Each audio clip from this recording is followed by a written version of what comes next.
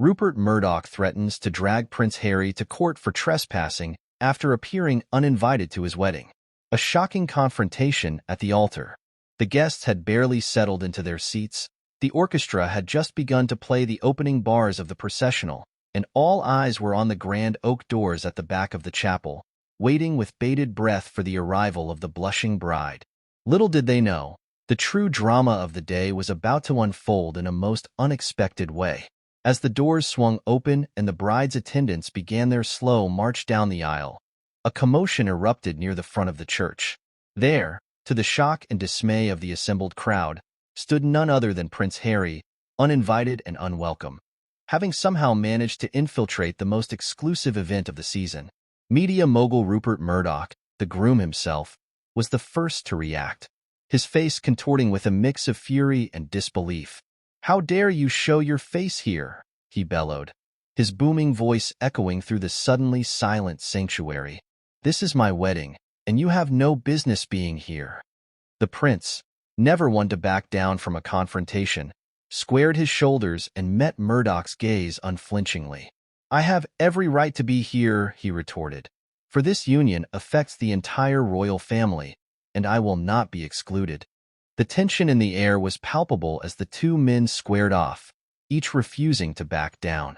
Guests shifted uncomfortably in their seats, unsure of whether to intervene or simply bear witness to the unfolding drama. A lifetime of rivalry.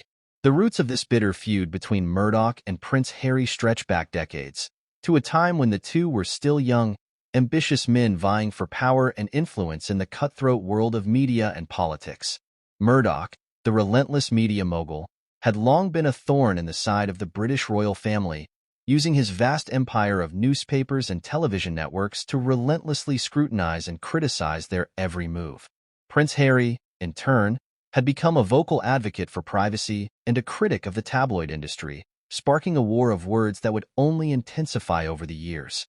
As Murdoch's media empire continued to grow and Prince Harry's public profile rose, the two men found themselves locked in an ever-escalating battle for control and dominance. Each sought to undermine the other, using their considerable resources and connections to sway public opinion and shape the narrative to their advantage. The wedding, it seems, was merely the latest skirmish in this ongoing war, with Murdoch determined to assert his authority and Prince Harry unwilling to back down. #A showdown at the altar.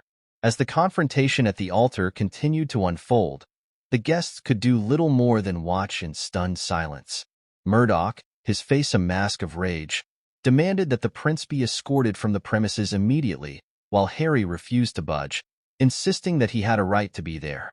The situation quickly spiraled out of control, with both men hurling accusations and threats at one another. Murdoch accused Harry of trespassing and vowed to take legal action, while the prince countered that the media mogul was attempting to silence him and his family. The chapel's security team, unsure of how to proceed, hovered nervously at the fringes of the confrontation, waiting for a clear directive from the bride and groom.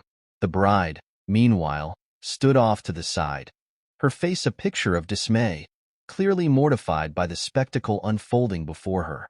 A decisive conclusion. Just as it seemed the situation might devolve into a full-blown physical altercation, a hush fell over the chapel.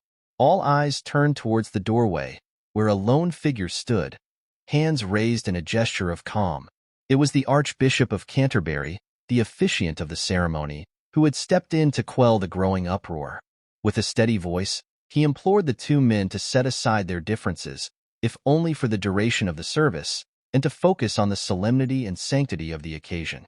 Murdoch and Prince Harry, both visibly reluctant, eventually acquiesced to the Archbishop's plea. The wedding ceremony proceeded, albeit with an undercurrent of tension that was palpable throughout. As the newlyweds made their grand exit, the guests could not help but wonder what lasting impact this confrontation would have on the relationship between the media mogul and the prince. Only time would tell whether this was the beginning of a new chapter in their long-standing rivalry, or simply a temporary truce born of necessity. One thing was certain. The drama at the altar would be the talk of high society for weeks to come.